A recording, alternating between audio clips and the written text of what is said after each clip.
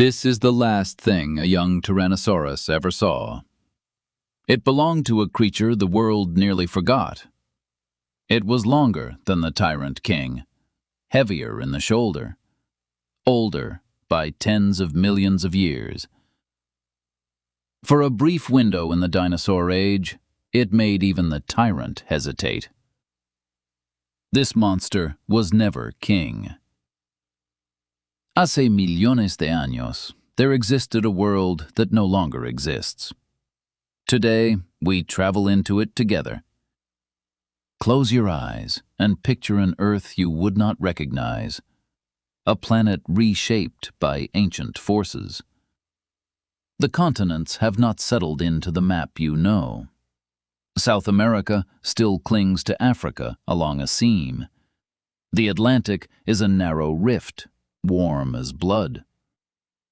The air itself is thicker, wetter, richer in oxygen.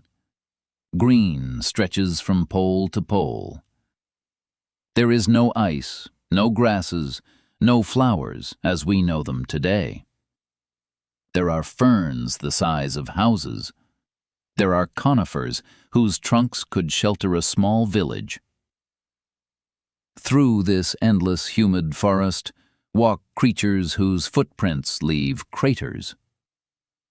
This is the Mesozoic, life's middle age.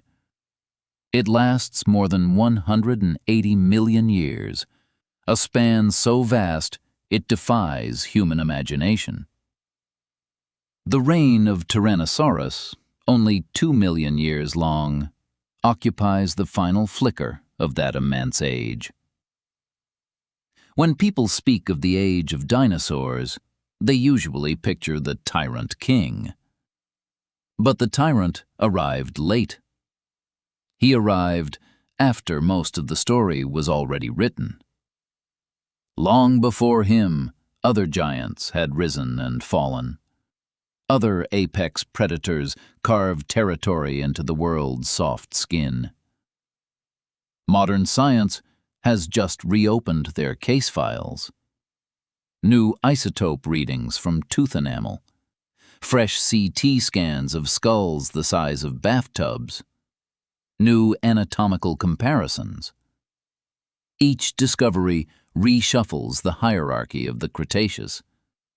Each fossil from red desert stone whispers the same warning. The king you remember was not the first. He was not the largest. He was not the most feared. In this lost world, another predator wrote the rules of survival, hunger, and unchallenged dominance across the ancient wild. To begin our journey, we travel back to what is now the Sahara, 100 million years ago. This desert was a river delta the size of a continent, vast slow channels braided through mangrove islands. Fish the length of small cars slid through tannin-dark water. Along the banks moved something never before reconstructed. Its name, Spinosaurus aegyptiacus, the spined lizard of Egypt. It stood on 4 limbs as often as 2. Its jaws were long and narrow like a crocodile's, its conical teeth designed not to slice, but to seize. Along its spine rose a sail of skin and bone, taller than a grown man, threaded with blood vessels. From nose to tail, it stretched more than 15 meters, longer than any Tyrannosaurus, longer than a city bus.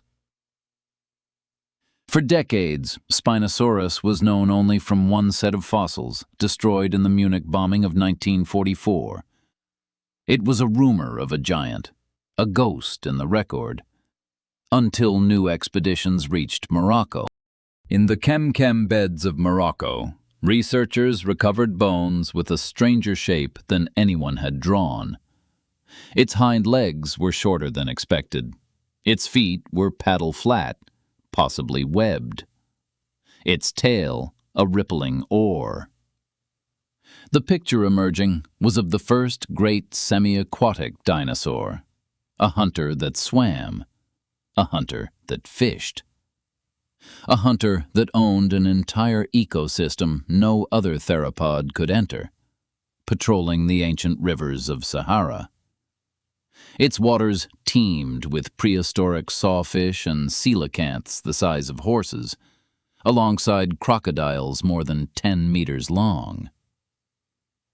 Modern science reveals Spinosaurus reframed what apex means: dominion of a world no rival could ever reach. In the drowned deltas, nothing else could touch it.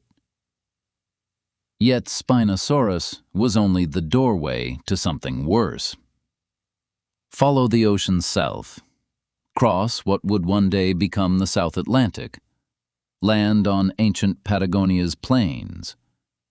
Here, roughly 95 million years ago, the Earth itself trembled under a different order of giant predator.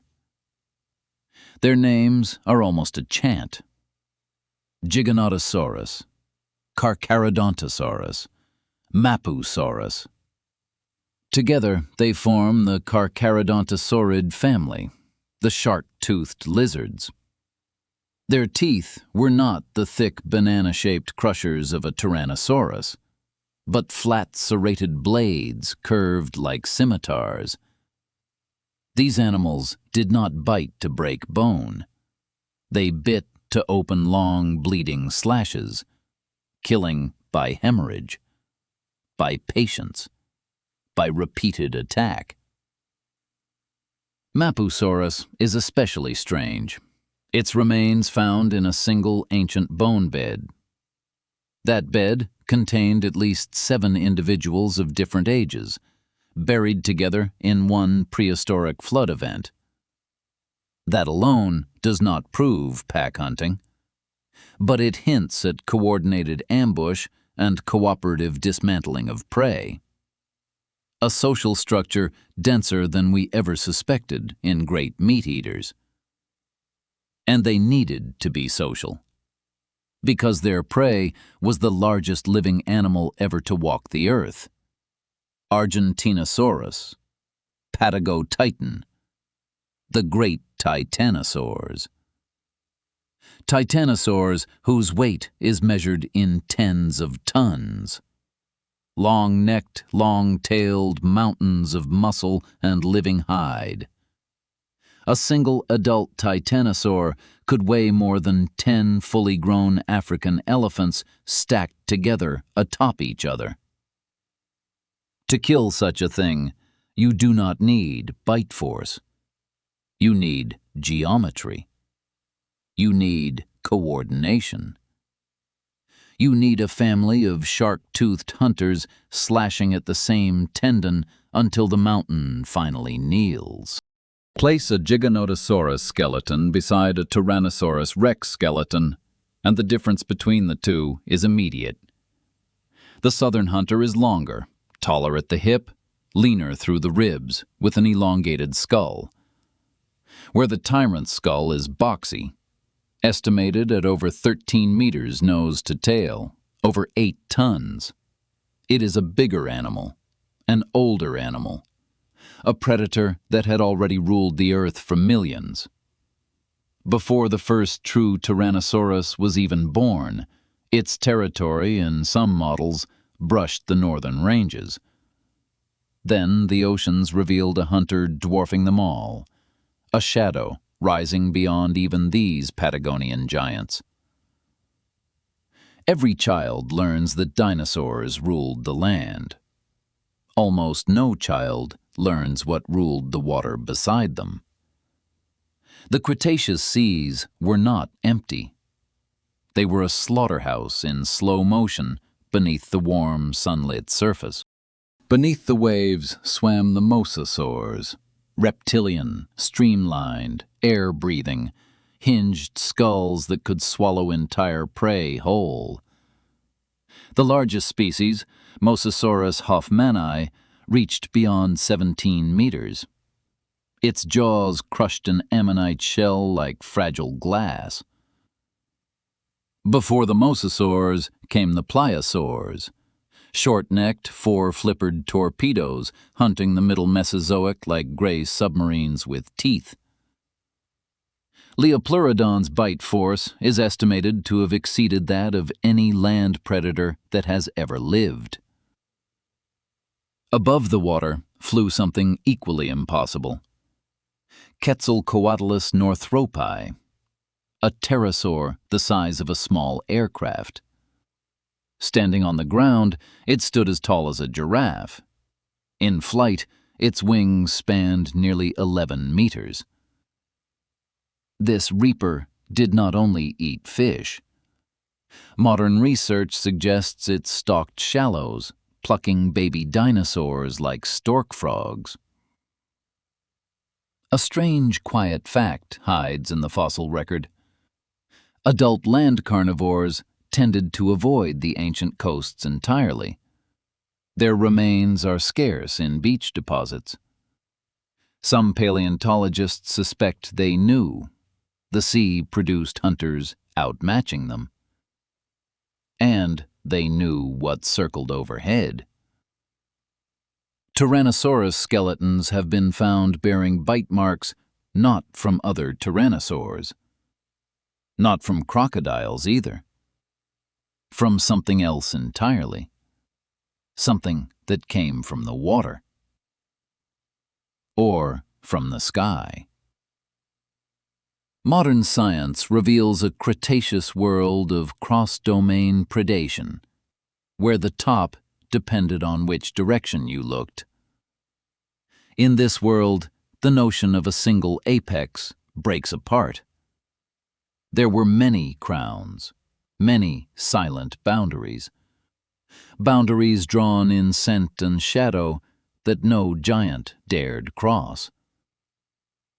But one land predator truly made T-Rex flinch. His name means giant southern lizard, Giganotosaurus carolinii, discovered in 1993 by a fossil hunter in Argentina. At first, the world dismissed him as a curiosity, a regional giant, a mere footnote beside Tyrannosaurus. That view has collapsed. New reconstructions from more complete skeletons place him over 13 meters, possibly 8 tons. He predates Tyrannosaurus by nearly 30 million years. He is faster in a straight run, his stride longer. His skull, lighter than the tyrant's, exceeds 1.5 meters. Serrated blade teeth built to open giants. Imagine the scene. A herd of Patago titan crosses a floodplain at dusk. Long necks swaying, footfalls shaking the ground. From the tree line, a family of Giganotosaurus watches. They ignore the strongest bull and peel off a juvenile. They flank, they slash, they fade into the trees. They return an hour later. They slash again. The titan bleeds for a full day before it kneels. This is not the ambush of a lone tyrant. This is coordinated erosion of life. And here is the detail that changes everything about the prehistoric world. Recent tectonic and climate models suggest that during warm intervals, land bridges opened between North and South America. The range of Giganotosaurus, or of its close relatives, may have brushed the southern edge of Tyrannosaur territory. Fossil evidence from northern Mexico hints at large Carcharodontosaurids surviving in the Americas far later than once believed. And juvenile Tyrannosaurus fossils are strangely absent from certain southern beds, as if the young ones stayed away. Some researchers now argue that young tyrant kings deliberately avoided the range of the towering southern giants, that they had learned generation by generation to keep away from a hunter their parents once remembered. The Tyrant King was not the alpha of every landscape. He inherited a throne carved by an older predator. His crown fits over a scar. His reign covers footprints deeper than his own, larger, more terrible. Its own reign should have been eternal, yet something ended it. What ancient force broke the king? But nothing rules forever. Long before the asteroid, the climate began to turn. Global temperatures dipped, sea levels fell. The vast shallow seas that had divided continents drained away. The endless humid forests began to fragment. And the giants began to die. Titanosaurs, the walking mountains that had fed the Carcharodontosaurids, dwindled in the north. Without their prey, the great shark-toothed hunters faded. Their bones grow rarer in each successive geological layer. By the late Cretaceous, the southern superpredators had already surrendered their crown. Into that vacuum stepped a different lineage, smaller, smarter. Their brains, relative to body size, were larger than those of any of their predecessors. Their bite force was more concentrated. Their eyes faced forward, giving true stereoscopic vision. These were the tyrannosaurs, and they inherited a world already thinned by extinction, a stage half emptied of its former reigning giants. The Tyrannosaurus rex we know is not the survivor of any fair contest with a mighty Giganotosaurus. He is merely the heir of an empty room, and even his triumphant reign proved painfully brief. 66 million years ago, a jagged fragment of rock nearly 10 kilometers wide struck a shallow tropical sea. Off what is now Yucatan, the impact released more energy than every nuclear weapon ever built by mankind, detonated 1 billion times over. A global firestorm ignited the forests. Sulfur aerosols choked the darkened sky. Photosynthesis collapsed for many months, possibly for entire years. The great predators, needing the most prey, starved first. Tyrannosaurus rex vanished within a single geological instant. His long shadow lasted far longer than his body. And somewhere deep in the Argentine strata, the older bones of Giganotosaurus lay silent, already unimaginably ancient. By the time the sky burned, the apex fell before the apex. The bones remember what the sky erased. Modern science is now rewriting every page of this story. Isotope analysis of tooth enamel reveals what hunters ate. Spinosaurus enamel shows aquatic feeding signatures matching modern crocodiles. Giganotosaurus enamel hints at a diet dominated by huge sauropods. CT scanning of intact skulls reveals brain endocasts, the ghostly molds of long-dissolved thought inside these vanished predators. The southern giants had powerful olfactory bulbs, but weaker optical centers than tyrannosaurs. They hunted by scent and pursuit. Revised body mass estimates from the 2020s have quietly upgraded Giganotosaurus and downgraded earlier claims about Spinosaurus. The numbers are still moving. Each new dig in the Kem Kem or Argentina's Neuquén basin resets the leaderboard. There is also a live debate about feathers. Some Carcharodontosaurids may have carried primitive filaments across their entire backs, useful for thermoregulation in a fluctuating climate. Others may have been bare-skinned, dumping heat like a modern crocodile. We do not yet know. What we do know is that the story is not settled. Specimens keep emerging. Every year, new specimens crawl up out of the red rock. Every year, the crown moves another meter. Our idea of the greatest land predator that ever lived shifts by a meter, a ton, an entire epoch. The Tyrannosaurus rex you learned about as a child is still there in the museums, beneath cold calibration light. But he is no longer alone at the top of the frame. Behind him stands a longer-legged, older shadow. A shadow the fossil record is only now translating. The next chapter hides an even older tyrant. Step back from the bones for a moment. Consider the depth of the time we have just crossed. Between the first Spinosaurus and the final Tyrannosaurus, 40 million uncounted years quietly pass into deep stone. Between the last Tyrannosaurus and you, 66 million more years drift by like slow river silt.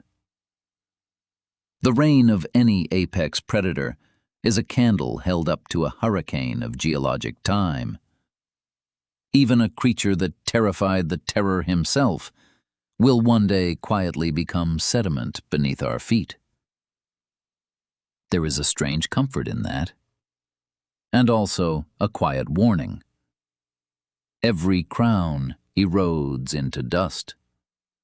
Every empire quietly feeds the next layer of ancient stone with its bones, its crown, its silence. The tale of the predator that even the Tyrant King feared is not, finally, about a lone monster. It is a story about the fragility of dominance itself, of every crown carved into passing stone. Lot not only in the size of its teeth, but in silence. And yet the story does not stop at the base of the Cretaceous. Go deeper. Go older still. Down through the Jurassic. Down through the Triassic. Down into the Permian, 250 million years ago. There, before any dinosaur ever breathed, a different kind of super predator already ruled the ancient warming world. Something with a mammal's ancestry and a nightmare's face. Because before dinosaurs, something worse already ruled here. Subscribe to continue the journey into a world that no longer exists, a lost realm still quietly whispering. Activate the bell so you do not miss the next chapter of Mundo Prehistorico, waiting in shadow. The next episode carries us across the Great Extinction Line into the Permian, before dinosaurs were even dreamed. To meet the apex predator that walked the earth first,